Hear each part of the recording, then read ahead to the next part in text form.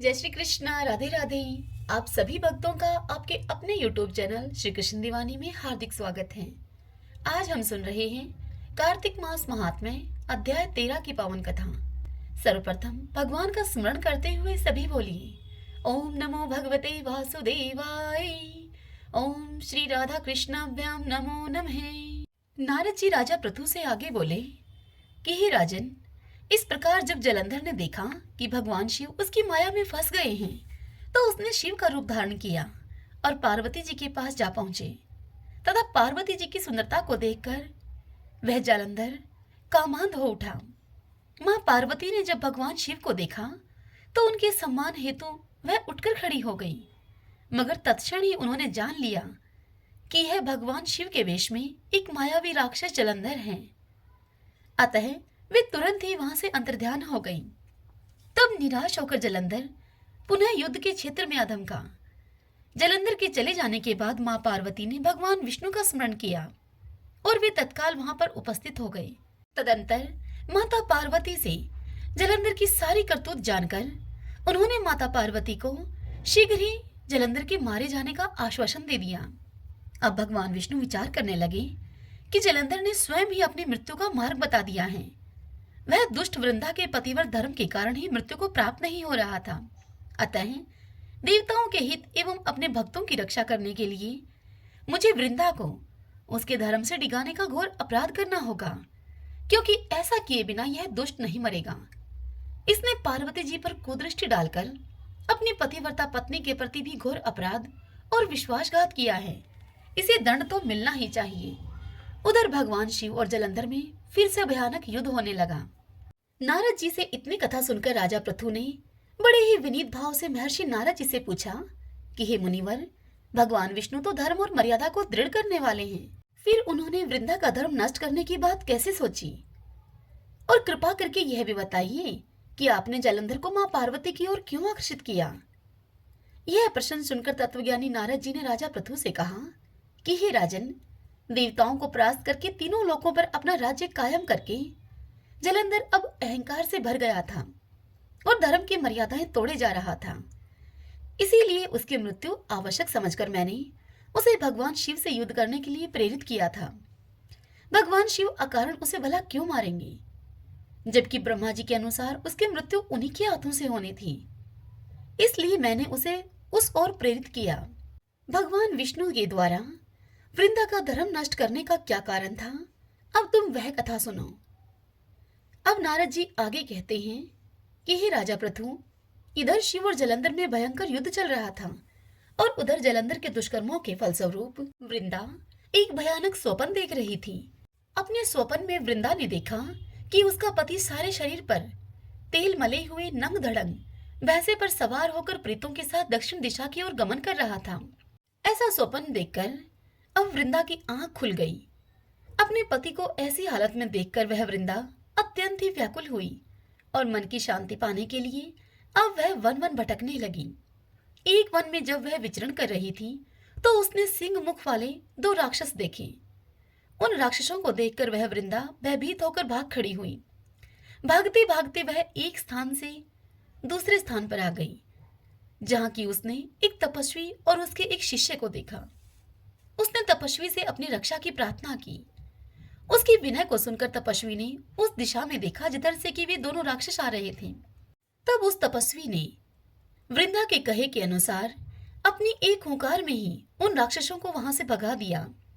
अब वृंदा ने चैन की सांस ली और तपस्वी से वह बोली कि हे महामुनि, मेरे पति जलंधर और महादेव में घोर युद्ध हो रहा है। कृपा करके बताइए कि इस युद्ध में विजय किसकी होगी।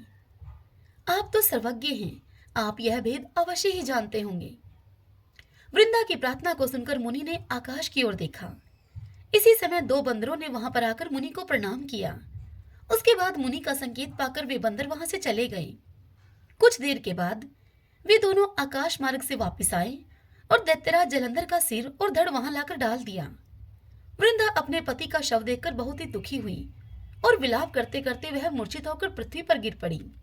यह देखकर उस तपस्वी ने वृंदा पर अपने कमंडल से थोड़ा सा जल छिड़का तो वृंदा की चेतना लौट आई और वह पुनः विलाप करते हुए तपस्वी से बोली हे मुने, मेरे जिस पति ने तीनों लोकों को जीत लिया, जिसे स्वयं विष्णु भी पराजित न कर सके, ऐसा वीर पुरुष महादेव के हाथों से कैसे मारा गया? हे महाराज, आप बड़े सामर्थ्यवान हैं, अतः किसी प्रकार आप मेरे पति को जीवित कर दीजिए। इस प्रकार वृंदा की विनती सुनकर तपस्वी ने उसे कहा कि हे भद्रे, भगवान शिव जिसे मारे उसे कौन जीवित कर सकता है? किंतु फिर भी हम तुम पर कृपा कर देते हैं। वृंदा से यह कहकर वह तपस्वी और उसका शिष्य दोनों अंतर्ध्यान हो गए। तभी जलंधर का सिर धड़ से जुड़ गया और वह जलंधर जीवित हो उठा। पति को जीवित देखकर वृंदा उससे लिपट गई और जलंधर भी अपनी पत्नी वृंदा से प्रेमालाप करने लगा। इस प्रकार वनों में ही उनके दिन अब बीतने लगे। मगर एक दिन अचानक वृंदा के मस्तिष्क में यह बात आई कि उसके पति की अब राक्षसों वाली वृत्ति नहीं रही।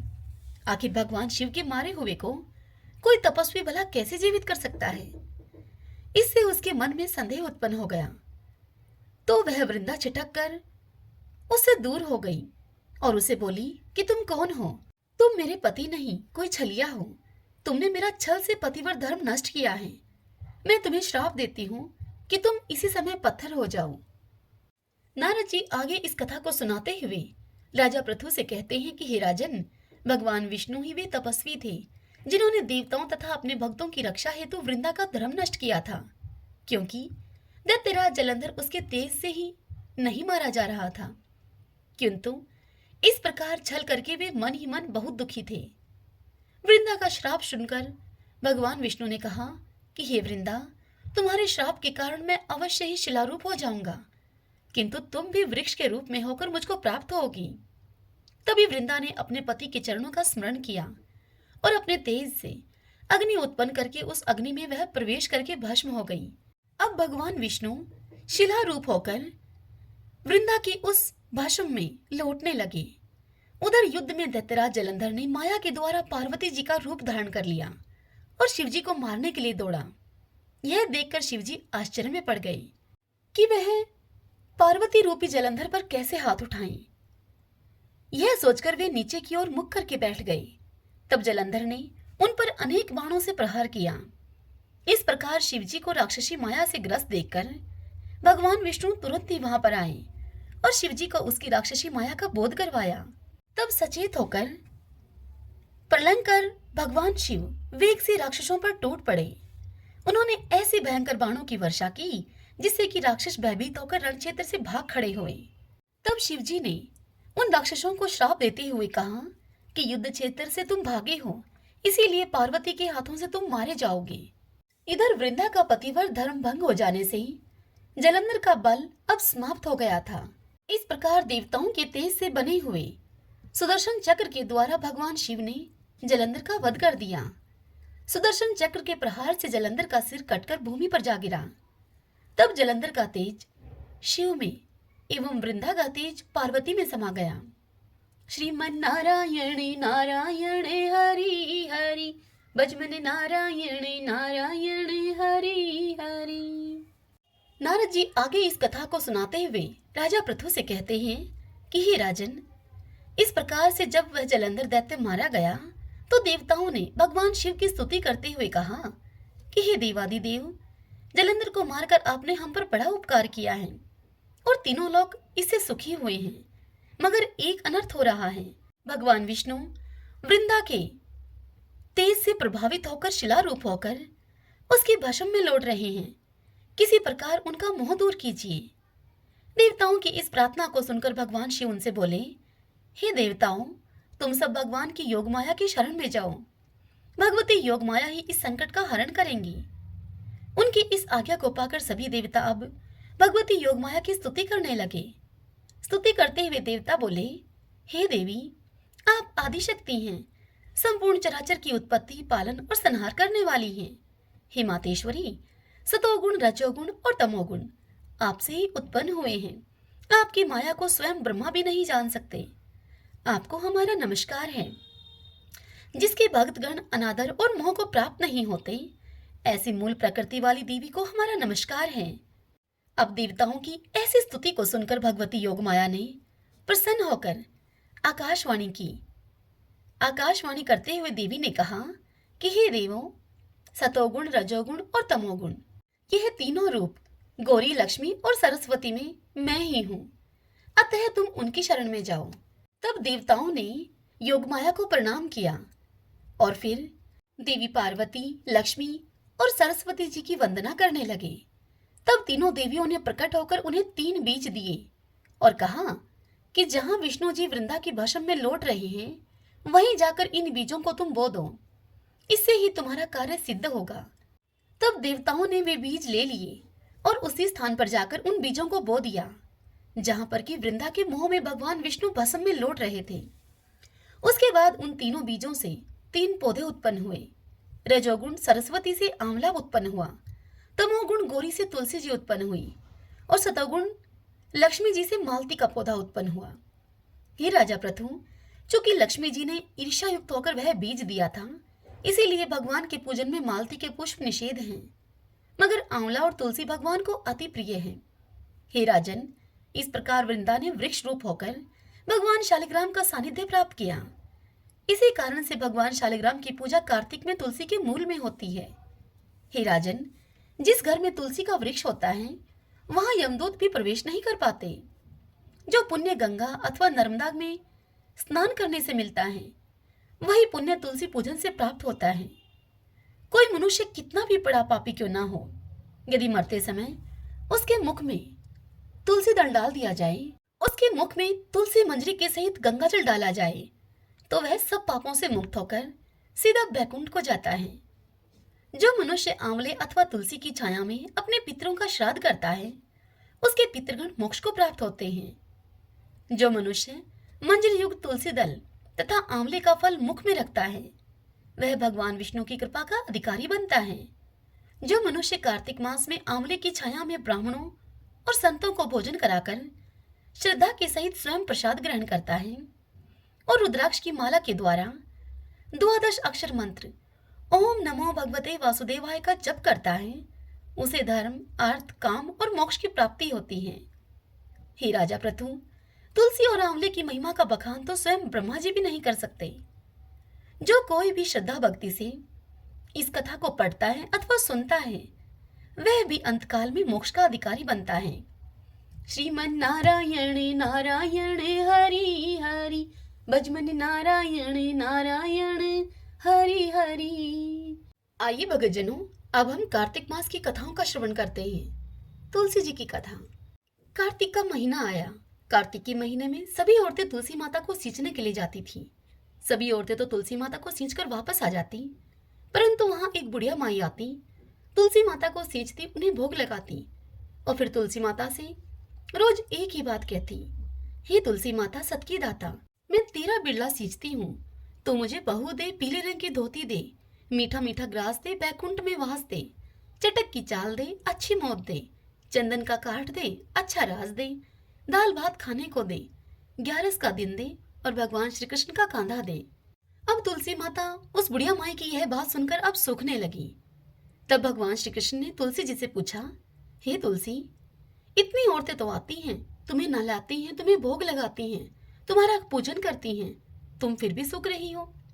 तब तुलसी माता ने भगवान श्री कृष्ण से कहा कि आप मेरे मन की मत पूछो। तब भगवान ने कहा कि अगर यह बात मैं नहीं पूछूंगा तो तुमसे कौन पूछेगा। तब तुलसी माता ने उन्हें बताया कि एक बुढ़िया माई रोज आती है, उनका पाठ पूजन करती है, उन्हें जिमाती है, उन्हें नहलाती है, उनको भोग लगाती है और फिर अंत में रोज एक ही बात कहकर जाती है। तब भगवान ने सारी बात सुनकर तुलसी माता से कहा कि उस बुढ़िया माई को कहना कि जब वह मरेगी तो मैं उसे अपने आप कंधा दे आऊंगा। अब समय बीतने के अनुसार कुछ ही दिनों के बाद वह बुढ़िया माई मर गई। मरने के बाद उसकी जब गांव के लोग इकट्ठे होकर उसको लेकर जाने लगे तब वह इतनी भारी हो गई कि वह किसी से भी न उठी।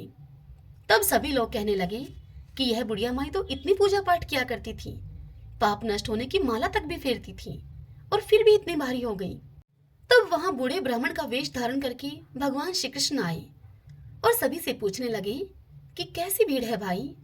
तब वहां खड़े हुए आदमी बोले कि एक बुढ़िया माई थी जो कि अब मर गई है, बड़ी ही पापनी थी, इसीलिए अब वह किसी से उठती भी नहीं।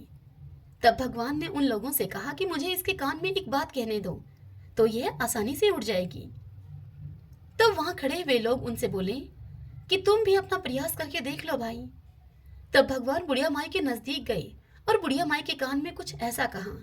बुढ़िया माई, मन की निकाल ले, पीताम्बर की धोती ले, मीठा मीठा ग्रास ले, बैकुंठ का वास ले, चटक की चाल ले, चंदन का काठ ले, झालर की झनकार ले, दाल भात का जीमन ले और श्री कृष्ण का कांधा ले।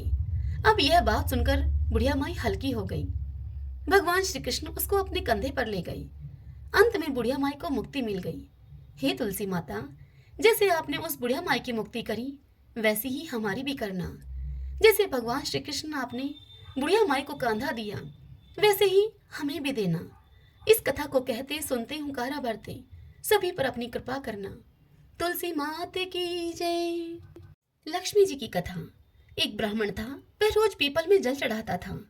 पीपल में से रोज एक लड़की कहती थी कि पिताजी, मैं तुम्हारे साथ चलूंगी। यह विचार करके ब्राह्मण अब सूखने लगा। तब ब्राह्मणी बोली कि तुम्हें क्या हुआ है, तुम क्यों सूख रहे हो? तब ब्राह्मण बोला कि पीपल में से एक लड़की रोज मुझे कहती है कि पिताजी, मैं तुम्हारे साथ चलूंगी। ब्राह्मण की सारी बात सुनकर ब्राह्मणी उससे बोली कि तुम उसे कल ले आना।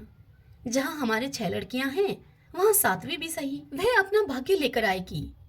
आप ले आना उसे अपने साथ, अगर वह आपको फिर से बोलती है। अब दूसरे दिन ब्राह्मण जब पूजा करने के लिए पीपल के पास गया, तब वह लड़की फिर से ब्राह्मण से बोली कि बाबा, मैं तुम्हारे साथ चलूंगी। तब वह ब्राह्मण उसे कहने लगा, हाँ चलो। और ब्राह्मण उस लड़की को अपने साथ अपने घर ले आया। अब ब्राह्मण आटा मांगने के लिए गया, तो उस दिन उस ब्राह्मण को थैला भर के आटा मिला। ब्राह्मणी आटा छानने लगी, तो वह लड़की बोली कि माँ, आटा मैं छानूंगी। तब ब्राह्मणी ने उसे कहा कि ना बेटी पावनी, अगर तुम आटा छानेगी तो तू धोली धोली हो जाएगी। तब लड़की बोली कि नहीं माँ, आटा तो मैं ही छानूंगी। जब वह लड़की आटा छानने लगी तो पूरी परात भर गई। जब ब्राह्मणी खाना बनाने लगी तो वह लड़की फिर से बोली कि माँ, खाना मैं बनाऊंगी। तब ब्राह्मणी बोली कि ना बेटी, तेरी उंगली जल जाएंगी। तब वह लड़की बोली कि नहीं माँ, खाना तो मैं ही बनाऊंगी। अब वह लड़की रसोई में गई तो उसने 36 प्रकार के भोजन बनाए और फिर उसने सभी को पेट भर के खाना खिला दिया। वे और दिन तो भूखे रहते थे, परंतु उस दिन सभी ने पेट भर के खाना खाया। अब ब्राह्मणी का भाई आया तो वह कहने लगा अपनी बहन से कि जीजी, मुझे तो भूख लगी है, मैं रोटी खाऊंगा। तब ब्राह्मणी सोचने लगी कि अब तो सभी ने खाना खा लिया है, कुछ बचा भी नहीं होगा, अब इसे खाना कहाँ से खिलाऊंगी। तब लड़की अपनी माँ से बोली कि माँ, क्या बात है? तब ब्राह्मणी ने कहा कि बेटी, तेरा मामा आया है, वह खाना खाएगा। तब लड़की रसोई में गई, उसने 36 प्रकार के भोजन बनाए और मामा को भी जिमा दिया। ब्राह्मणी का भाई अपनी बहन से बोला कि जीजी, ऐसा भोजन तो मैंने कभी नहीं खाया जैसा कि आज खाया है। तब ब्राह्मणी उसे बोली कि भाई, तेरी पावनी भांजी ने बनाया है, उसी ने बनाया है आज यह खाना। अब मामा खाना खा के अपने घर को चला गया। शाम हुई तो लड़की बोली कि माँ, चौका लगा के चौके का दीवा जला दो, मैं कोठे में ही सोऊंगी। तब ब्राह्मणी बोली कि ना बेटी, तू डर जाएगी, कोठे में अंधेरा है। तब लड़की बोली कि नहीं माँ, मैं तो कोठे में ही सोऊंगी। अब वह लड़की कोठे में सो गई। जब आधी रात हुई तब वह उठी और उसने चारों ओर देखा तो घर में धन ही धन हो गया। अब उस घर से वह जाने लगी तो बाहर पड़ोसी के घर से बाहर एक बूढ़ा ब्राह्मण सो रहा था। तब उस ब्राह्मण ने उस लड़की से पूछा कि बेटी, अब इस समय तू कहाँ चली? तब लड़की बोली कि मैं तो लक्ष्मी माता हूँ, इसकी 6 बेटियां हैं, इसकी दरिद्रता को दूर करने के लिए आई थी, तुम्हें करवानी है तो तुम भी करवा लो। फिर उस लड़की ने उस बाहर सोए हुए ब्राह्मण के घर की ओर देखा तो वहां उसके घर में भी धन ही धन हो गया।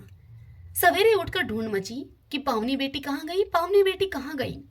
तब वह पड़ोस का ब्राह्मण बोला, हे भाई, वह तो लक्ष्मी माता थी, तेरे साथ साथ मेरी भी दरिद्रता दूर कर गई। जिस प्रकार लक्ष्मी माता ने उस गरीब ब्राह्मण की दरिद्रता को दूर किया, वैसे ही सबकी गरीबी को दूर करे, सबकी दरिद्रता को दूर करे। इस कथा को कहते सुनते हुंकारा भरते सब पर माँ लक्ष्मी अपनी कृपा करे। तारा भोजन की कथा। एक साहूकार की बहू तारा भोजन कर रही थी। उस बहू ने अपनी सास से कहा कि माँ, मेरी कहानी सुन लो। तब उसकी सास बोली कि मुझे तो पूजा पाठ करना है, मेरे पास समय नहीं है। तब वह बहू जेठानी के पास गई और उसे बोली कि भाभी जी, आप मेरी कहानी सुन लो। तब जेठानी उसे बोली कि मुझे तो अभी खाना बनाना है। फिर वह देवरानी से कहने लगी कि तुम मेरी तारा भोजन की कहानी सुन लो। तब वह देवरानी उसे बोली कि मुझे तो बच्चों को स्कूल भेजना है, उन्हें स्कूल लेकर जाने में देरी हो रही है। फिर उस बहू ने नंद से कहा कि दीदी मेरी कहानी सुन लो। तब नंद बोली कि मुझे तो ससुराल से बुलावा आया है, मुझे ससुराल जाने की तैयारी करनी है। अब वह बहू दौड़ी दौड़ी अपने पति के पास गई और बोली कि आप मेरी कहानी सुन लो। तब उसके पति ने कहा कि मुझे तो व्यापार का काम करना है और हिसाब किताब देखना है, मेरे पास समय नहीं है। अब वह बहू दौड़ी दौड़ी पड़ोसन के पास पहुंची और जाकर पड़ोसन से बोली कि बहन मेरी तारा भोजन की कहानी सुन लो। तब पड़ोसन बोली कि हाँ बहन सुनाओ। तब साहूकार की बहू ने कहानी सुनाई और पड़ोसन ने उस कहानी के हुंकारे दिए। अब कार्तिक मास इस प्रकार से उस बहू का पूरा हो गया।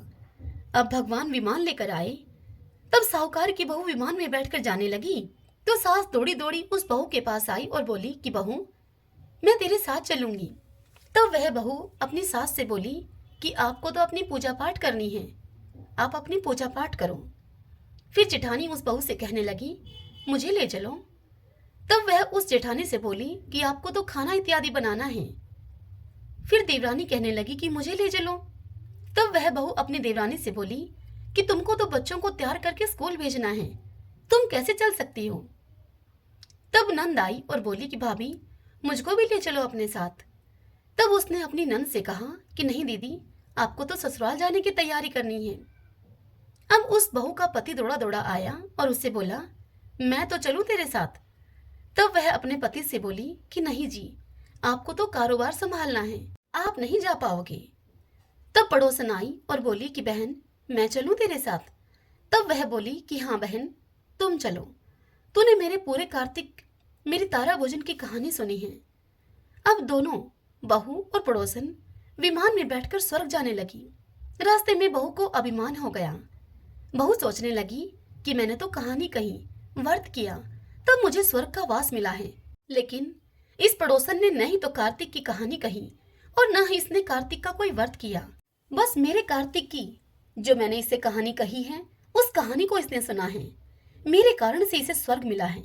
अब जब भगवान ने देखा कि बहू को अभिमान हो गया है, तब भगवान ने उसे वहीं विमान से नीचे फेंक दिया। तब वह बहू पूछने लगी कि भगवान मेरा क्या अपराध है जो मुझे आप छोड़कर इस पड़ोसन को लेकर जा रहे हो। तब भगवान बोले कि तूने अभिमान किया है, अब तू फिर से 3 साल का तारा भोजन का व्रत कर, तुझे निश्चय ही स्वर्ग मिलेगा, अभिमान मत करना। सभी बोलिए विष्णु भगवान की जय। एक दिन भगवान विष्णु मृत्युलोक में विचरण करने के लिए लक्ष्मी जी के सहित भूमंडल पर आए। कुछ देर के बाद वह लक्ष्मी जी से बोले कि मैं दक्षिण दिशा की ओर जा रहा हूँ, तुम उधर मत देखना।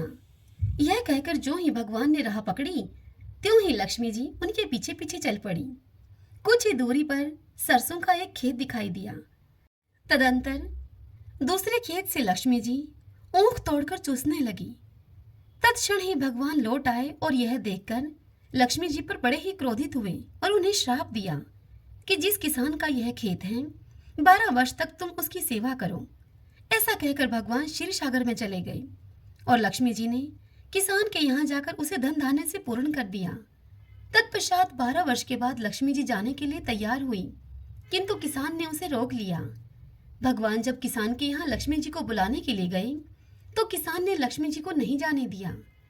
तब भगवान किसान से बोले कि तुम परिवार के सहित गंगा जाकर स्नान करो और इन कोड़ियों को भी जल में छोड़ देना। जब तक तुम नहीं लौटोगे तब तक मैं नहीं जाऊंगा। किसान ने फिर ऐसा ही किया। जैसे ही किसान ने गंगा में कोड़ियां डाली, वैसे ही गंगा में से 4 चतुर्भुज निकले और कोड़ियां लेकर चलने को उद्यत हुए।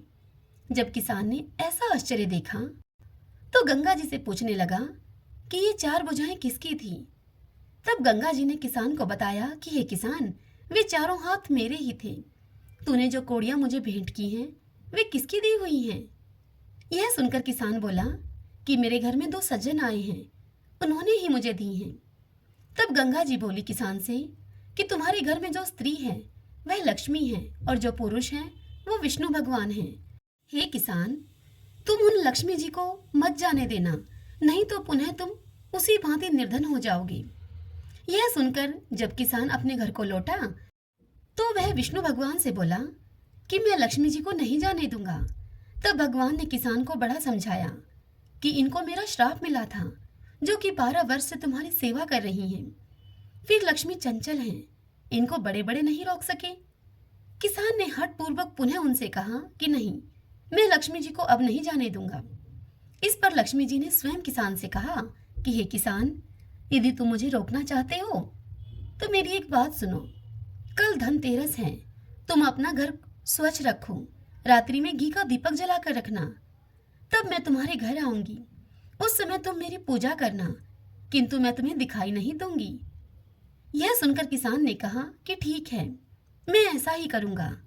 किसान से इतना कह सुनकर लक्ष्मी जी दशों दिशाओं में फैल गई। भगवान देखते ही रह गए।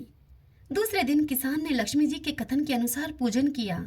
अब उस पूजन से किसान का घर धन धान्य से पूर्ण हो गया। अब वह किसान हर वर्ष धनतेरस के दिन लक्ष्मी जी की पूजा करने लगा।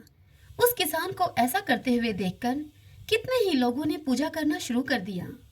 सभी बोलिए धनतेरस माता लक्ष्मी की जय। एक नगर में 3 मित्र रहा करते थे, राजकुमार, ब्राह्मण कुमार और तीसरा था धनिक पुत्र।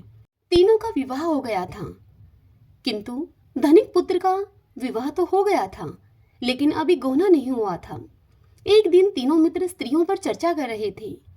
ब्राह्मण कुमार ने स्त्रियों की प्रशंसा करते हुए कहा कि नारीहीन घर भूतों का डेरा होता है।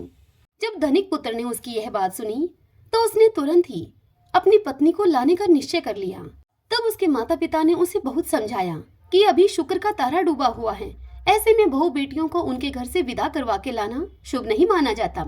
लेकिन धनिक पुत्र ने उनकी एक भी न सुनी और ससुराल पहुंच गया अपनी पत्नी को लाने के लिए। अब जब वह ससुराल पहुंचा अपनी पत्नी को लाने, और ससुराल वालों को जब इस बात का पता चला तो उन्होंने भी धनिक पुत्र को अपने जमाई को बड़ा ही समझाया कि ऐसे समय में बेटी की विदाई नहीं की जाती है। लेकिन उसने किसी की एक न मानी और अपनी जिद पर ही अड़ा रहा। तब कन्या के माता पिता ने विवश होकर अपनी पुत्री की विदाई कर दी। विदाई के बाद पति पत्नी शहर से निकले ही थे कि बैलगाड़ी का पहिया निकल गया और बैल की टांग टूट गई। दोनों को अब चोट लगी, लेकिन फिर भी वो चलते ही रहे। अब कुछ दूर जाने पर उनका पाला डाकुओं से पड़ा, जो कि उनका समस्त धन लूट कर ले गए। अब दोनों पति पत्नी घर पहुंचे। वहां धनिक पुत्र को सांप ने डस लिया। उसके पिता ने वैद्य को बुलाया तो वैद्य ने उसके पिता को बताया कि वो 3 दिन में ही मर जाएगा। जब ब्राह्मण कुमार को यह खबर मिली तो वह अपने मित्र धनिक पुत्र के घर पहुंचा और उसके माता पिता को उसने यह सलाह दी कि शुक्र प्रदोष व्रत करो और उनसे कहा कि इसे पत्नी के सहित वापस ससुराल भेज दो। धनिक ने ब्राह्मण कुमार की बात को मान लिया और ससुराल पहुंच गया, जहां उसकी हालत अब ठीक होती गई। शुक्र प्रदोष व्रत के पुण्य प्रभाव से धनिक पुत्र अब बिल्कुल स्वस्थ हो गया। उसके समस्त कष्ट दूर हो गए। सभी बोलिए भगवान शंकर माता पार्वती की जय। एक तपसी था, एक लपसी था। तपसी तो भगवान की तपस्या करता था और लपसी 1.25 सेर की लापसी बनाकर भगवान को भोग लगाता और लोटा हिलाकर चीम लेता था। एक दिन दोनों लड़ने लगे। लपसी बोला मैं बड़ा हूँ, तपसी बोला मैं बड़ा हूँ। इतने में ही नारद जी वहां पर आए और उनसे पूछने लगे क्या बात है, क्यों लड़ रहे हो? तब लपसी ने कहा कि मैं बड़ा हूँ, मैं सारे दिन भगवान की तपस्या करता हूँ, उनकी पूजा अर्चना करता हूँ। तब लपसी बोला कि मैं बड़ा हूँ, मैं भगवान को 1.25 सेर की लापसी का भोग लगाकर लोटा हिलाकर फिर भोजन करता हूँ। उन दोनों की बात को सुनकर नारद जी बोले कि मैं तुम्हारा फैसला कल कर दूंगा। दूसरे दिन तपसी नहा धोकर आ रहा था तो नारद जी ने उसकी परीक्षा लेने के लिए 1.25 करोड़ की अंगूठी उसके आगे फेंक दी। जब उसने देखा कि 1.25 करोड़ की अंगूठी उसके आगे पड़ी है तो उसने झट से वह अंगूठी उठाकर अपने घुटने के नीचे दबा ली और तपस्या करने लग गया। अब लपसी सुबह उठा तो उठकर वह नहा धोकर उसने 1.25 सेर की लापसी बनाई और भगवान को भोग लगाया। अब लोटा हिलाकर वह जीमने लगा। इतने में ही नारद जी वहां आ गए। और तपसी के पास जाकर बैठ गई और लपसी को अपने पास बुलाया और बिठाया। तब वह दोनों फिर से कहने लगे, बताइए हम में से कौन बड़ा है। तब नारद जी बोले तपसी से कि तू अपना घुटना उठा। अब तपसी ने जैसे ही घुटना उठाया 1.25 करोड़ की अंगूठी निकली। तब नारद जी तपसी से बोले कि यह अंगूठी तो तूने चुराई है, इसलिए तेरी तपस्या अब भंग हो गई, इसलिए अब लपसी बड़ा है। यह सुनकर तपसी कहने लगा कि बताइए महाराज, मेरी तपस्या का फल मुझे कैसे मिलेगा, मैंने तो इतनी तपस्या की है। तब नारद जी बोले कि तेरी तपस्या का फल कार्तिक नहाने वाले तुझे देंगे। सबकी कहानी सुनकर तेरी कहानी नहीं कहेंगी तो कार्तिक का फल तुझे मिलेगा। उनके कार्तिक नहाने का पुण्य फल समाप्त हो जाएगा। सभी बोली लक्ष्मी नारायण भगवान की जय। जय जय तुलसी भगवती सत्यवती सुखदानी, नमो नमो हरि प्रियसी श्री विंदा गुण खानी। जय नंदनी जग पूजिता विश्व पावनी देवी, जयति पुष्प शराशुर भी देहु अमर वर अम्ब। श्री हरि शीश विराजनी देहु अमर वर अम्ब, जनहित हे वृंदावनी अब जन कर हूँ विलंब। धन्य धन्य श्री तुलसी माता, महिमा आगम सदा श्रुति गाता। हरि के प्राण हूँ से तुम प्यारी, हर ही हेतु किन हो तप भारी। जब प्रसन्न हव दर्शन दीनो, तब कर जोरी विनय अस कीनो। हे भगवन कंत मम हो, दीन जानी जनि छाड़ हूँ छोहूँ। सुरी लक्ष्मी तुलसी की बानी, दिन हो शाप क्रोध पर आनी। अश अयोग्य वर मांगन हारी, हो विटप तुम जड़ तनु धारी। सुनि तुलसी शापयो तेहि ठामा, करहु बास तू नीचन धामा। दियो वचन हरि तब तत्काला, सुनो सुमुखी जनि हो बिहाला। समय पाई हो पति तोरा, पूज हो सास बचन सत मोरा। तब गोकुल में गोप सुदामा, तासु भई तुलसी तू बामा। कृष्ण रास लीला की माही, राधे शकियो प्रेम लखि नाही। दिया शाप तुलसी तत्काला, नर लोक ही तुम जन्म हूँ बाला। भयो गोप वह दान विराजा, शंख चूड़ नामक सिर ताजा। तुलसी भई ताशु की नारी, परम सती गुण रूप अगारी। असुध्वा कल्प गीत जब गयऊ, कल्प तृतीय जन्म तब भयऊ। वृंदा नाम भयो तुलसी को, असुर जलंधर नाम पति को। करि अति द्वंद अतुल्य बल धामा, वीणा शंकर से संग्रामा। जब नित सन्य सहित शिवहारी, मरहि न तब हर हर ही पुकारी। पतिव्रता वृंदा थी नारी, कौन सके बतहि गहारी। तब जलंधर ही वेश बनाई, वृंदा डिग हरि पहुँचयो जाई। शिव हित लहि करि कपट प्रसंगा, कियो सतीव धर्म ते ही भंगा। भयो जलंधर कर संहारा, सुनि वृंदा उर शोक अपार। तेहि क्षण दियो कपट हरि टारी, लख वृंदा दुख गिरा उचारी। जलंधर ही जस हत्यो अभीता, सोई रावण हव हरहि सीता। अस प्रसर सम हृदय तुम्हारा, धर्म खंडी मम पति सहारा। यही कारण लही शाप हमारा, होवे तनु पाषाण तुम्हारा। सुनि हरि तुरत ही वचन उचारे, दियो शाप तुम बिना विचारे। लखियो न नित कर तूति पति को, छलन चयो जब पार्वती को। जड़मति तू अस हो जड़ रूपा, जग में तुलसी विटप अनूपा। धर्म रूप हम शाली ग्रामा, नदी गंड की बीच ललामा। जो तुलसी दल हम ही चढ़ाई है, सब सुख भोग परम पद पाई है। बिन तुलसी हरि जलत शरीरा, अतिशय उठत शीश उर पीरा। जो तुलसी दल हरि शिव धारत, जो सहस्र घट अमृत डारत। तुलसी हरि मन रंजन हारी, रोग दोष दुख भंजन हारी। प्रेम सहित हरि भजन निरंतर, तुलसी राधा में नहीं अंतर। सभी बोलिए तुलसी मात की जय। अब हम तुलसी माता और कार्तिक भगवान की आरती करते हैं। जय जय तुलसी माता, जय जय तुलसी माता। सब जग की सुखदाता वरदाता, जय जय तुलसी माता। सब योगों के ऊपर, सब रोगों के ऊपर, रुज से रक्षा करके भव त्राता। जय जय तुलसी माता। बटुपुत्री हे श्यामा, सुरबलि हे ग्राम्या, विष्णु प्रिय जो तुमको सेवे, सो नर तर जाता। जय जय तुलसी माता। हरि के शीश विराजत, त्रिभुवन से हो वंदित, पतित जनों की तारिणी विख्याता। जय जय तुलसी माता। लेकर जन्म विजन में, आई दिव्य भवन में, मानव लोक तुम्ही से, सुख संपत्ति पाता। जय जय तुलसी माता।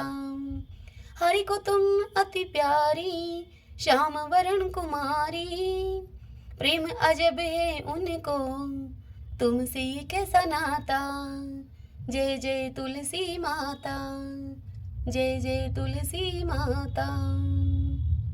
आरती उतारूं मारा कार्तिक भगवान की, आरती उतारूं मारा कार्तिक भगवान की। ठाकुर जी की सेवा में मैं राम नाम बोलती, ठाकुर जी की सेवा में मैं राम नाम बोलती। गाय की सेवा में मारे गोबर पानी बाड़ा में, गाय की सेवा में मारे गोबर पानी बाड़ा में।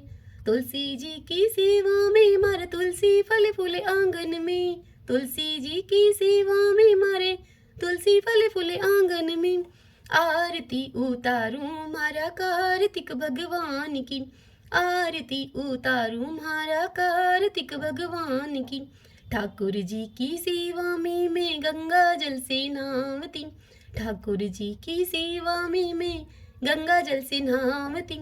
गाय की सेवा में मारे दूध दही पी लोना में, गाय की सेवा में मारे दूध दही पी लोना में। तुलसी जी की सेवा में मारे बरकत है घर आंगन में, तुलसी जी की सेवा में मारे बरकत है घर आंगन में। आरती उतारूं मारा कार्तिक भगवान की, आरती उतारूं मारा कार्तिक भगवान की। ठाकुर जी की सेवा में तिलक लाग्यो मारा माथा में, ठाकुर जी की सेवा में तिलक लाग्यो मारा माथा में। गाय की सेवा में मारे घी धरो से गिलड़ी में, गाय की सेवा में मारे घी धरो से गिलड़ी में। तुलसी जी की सेवा में मारे दीवा बाती क्यारा में, तुलसी जी की सेवा में मारे दीवा बाती क्यारा में। आरती उतारूं मारा कार्तिक भगवान की, आरती उतारूं मारा कार्तिक भगवान की। ठाकुर जी की सेवा में माखन मिश्री दोना में, ठाकुर जी की सेवा में माखन मिश्री दोना में। गाय की सेवा में मारे छाछ राबड़ी थाली में, गाय की सेवा में मारे छाछ राबड़ी थाली में। तुलसी जी की सेवा में मारे अखंड सुहाग साथ में, तुलसी जी की सेवा में मारे अखंड सुहाग साथ में। आरती उतारूं मारा कार्तिक भगवान की, आरती उतारूं मारा कार्तिक भगवान की। ठाकुर जी की सेवा में नित उठ मंदिर जावती, ठाकुर जी की सेवा में मैं नित उठ मंदिर जावती। गाय की सेवा में मारे नित उठ बुहारी लगावती, गाय की सेवा में मैं नित उठ के बुहारी लगावती। तुलसी जी की सेवा में मैं नित जल सींचूं क्यारा में, तुलसी जी की सेवा में मैं नित जल सींचूं क्यारा में। आरती उतारूं मारा कार्तिक भगवान की, आरती उतारूं मारा कार्तिक भगवान की। ठाकुर जी की सेवा में सखियों का संग है मंदिर में, ठाकुर जी की सेवा में नित सखियों का संग है मंदिर में। गाय की सेवा में मारे साथ ग्वाला आंगन में, गाय की सेवा में मारे साथ ग्वाला आंगन में। तुलसी जी की सेवा में मारे घर वाला मारे साथ में, तुलसी जी की सेवा में मारा घर वाला मारा साथ में, आरती उतारूं मारा कार्तिक भगवान की, आरती उतारूं मारा कार्तिक भगवान की। ठाकुर जी की सेवा में मैं तुलसी माला फेरती, ठाकुर जी की सेवा में मैं तुलसी माला फेरती, गाय की सेवा में मारे गले गल श्री सोना की, गाय की सेवा में मारे गले गल श्री सोना की। तुलसी जी की सेवा में मारे सिर पर चूंदड़ लाल है, तुलसी जी की सेवा में मारे सिर पर चुंदड़ी लाल है, आरती उतारूं मारा कार्तिक भगवान की, आरती उतारूं मारा कार्तिक भगवान की। ठाकुर जी की सेवा में मैं बैकुंठा में जामती, ठाकुर जी की सेवा में मैं बैकुंठा में जामती, गाय की सेवा में मैं पापों से मुक्ति पावती, गाय की सेवा में मैं पापों से मुक्ति पावती, तुलसी जी की सेवा में मैं सातों जन्म सुख पावती, तुलसी जी की सेवा में मैं सातों जन्म सुख पावती, आरती उतारूं मारा कार्तिक भगवान की, आरती उतारूं मारा कार्तिक भगवान की। सभी बोलिए कार्तिक भगवान की जय, तुलसी माता की जय।